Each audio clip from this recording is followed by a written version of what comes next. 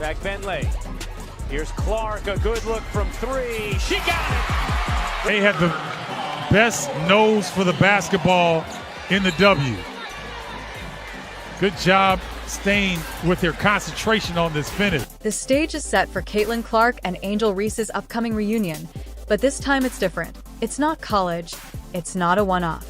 More Fever versus Sky games than any other team matchup are scheduled by the WNBA for the 2025 season.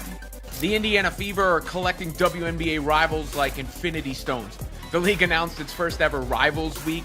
Obviously, this is just good promotion, but they've got, some involvement with Caitlin Clark and the Fever in a couple of games. It's got Angel Reese and the Sky against Clark and the Fever. They have those two teams playing 5 times this season, so you know that the league is leaning into that rivalry. You understand why. In addition to playing ball, Clark and Reese change culture, disrupt the internet, and sell out venues. The WNBA's new Rivals Week will begin with their first match, which will be shown on national television, and the league isn't being subtle about it either. It's a calculated wager that heavily emphasizes long-term fan investment and personality turmoil. The stakes are rising every week as all roads lead to August 9th primetime national TV. This isn't just basketball, it's commercial branding and storytelling combined. The Chicago Sky versus the Indiana Fever. And there's a history between Clark and Reese, and there is increased interest when the Fever play the Sky. There's no doubt about it. You know, when it's not nonsense discourse amongst fans and pundits, that's a fun basketball, showdown for sure. This isn't just the beginning of Rivals Week. It's the WNBA's first Rivals Week, and the main event, Clark versus Ree, is opening night intensity with a playoff vibe. CBS has the coverage, the league has the narratives, the players have history, and this clash is leading the charge. These two players have been connected since college, and their numbers always increase when they are on the same court. This isn't just random scheduling, it's deliberate. So as we look ahead to the upcoming season, there's never been more excitement around the WNBA, certainly since I've been here. The momentum from last year is carried over in a big way, fueled by obviously incredible fan engagement, rising TV viewership, and a league stacked with extraordinary. Clark's big bombs and quick tempo make this more than just a game. It's a collision of legacies in process. The bigger question here is whether people are attending for the basketball or the drama. Can the WNBA extend this over a whole season? Or are they placing too much weight on one matchup right now? They're betting everything that the answer is yes. Reese, with her grit and physical edge, is young, both are elite, and both have sizable fan bases that don't just watch, they react. Reese remains a thing for the rest of their careers and people are extra excited when they play. That's great too.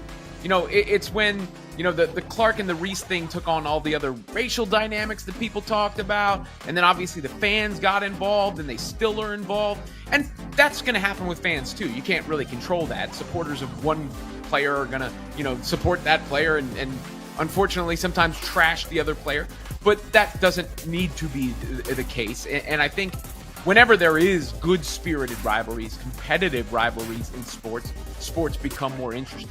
And I think people would lie if they were to say that, the games against the Sky were just as anticipated as a game against, some other team on the schedule. Same thing goes with the Wings. And I've included the Aces in that group because I think that the Fever lost all their games to the Aces last year. So you want to see how they measure up this year. You want to see how Caitlin Clark does, even though it's not head-to-head, position-wise, but measures up with A'ja Wilson when they're both on the court at the same time. Same thing would go for the Liberty, the defending champs. How do they stack up with the defending champs? Though I don't think there's as much of a rivalry aspect there. But it would be a lie to say people aren't more excited to see the Fever against the Sky or more excited to see the Fever against the Wings this season. So the WNBA might as well lean in. Their rivalry didn't begin in college. Caitlin Clark and Angel Reese originally met on the AAU circuit as teenagers playing on different teams.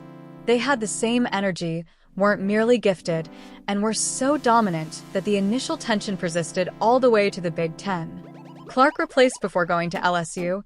Iowa Reese played for Maryland. Sparks flew anytime their teams faced off, But the 2023 NCAA championship was the turning point, as LSU defeated Iowa Reese and struck Clark with the now famous "You can't see me" taunt.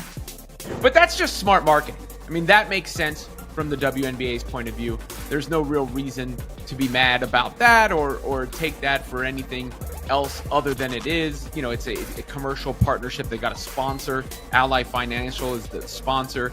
Kathy Engelbert, the commissioner, talked about it during an unveiling of the press conference. So it's not, this is just the NBA has done it in the past as well. Sometimes this stuff might feel novel for the WNBA because it hasn't had the same promotional deals and the like. And, obviously, Caitlin Clark was a rookie last year, so was Angel Reese, and Paige Beckers is a rookie this year. But this is all good stuff for the sport.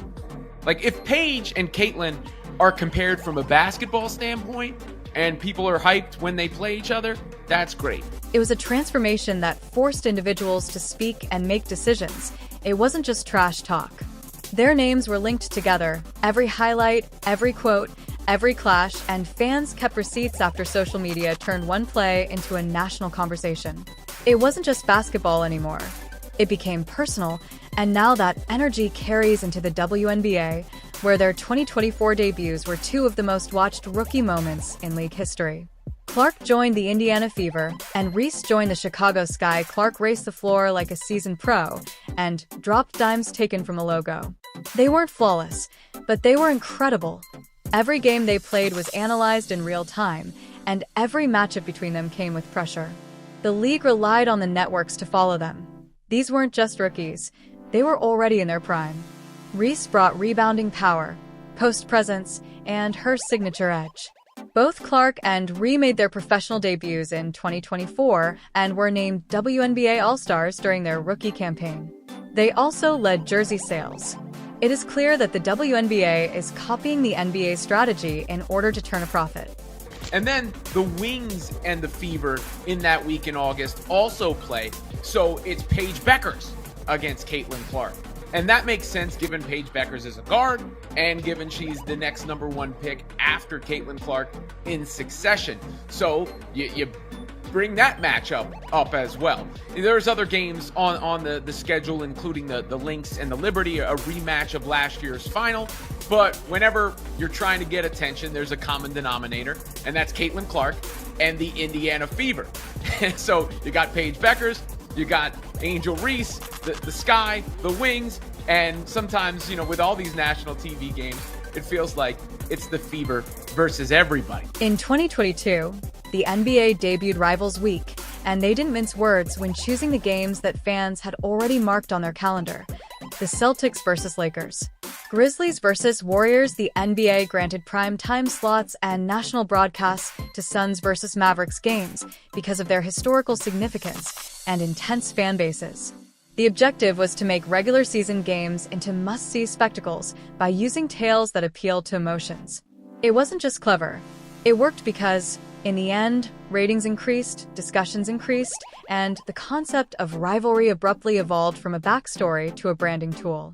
Today, the WNBA is using the same strategy, but with a twist. Rather than merely relying on tradition, they're generating new tension in real time. The league is presenting the rivalry up front with matches that generate interest rather than waiting for it to develop naturally. Clark versus Reese isn't based on decades of fighting. Rather, it's new, raw, and already loud. Butchers versus Clark versus Reese. Liberty against Lynx in a rematch in the finals back in Phoenix. Gurrier.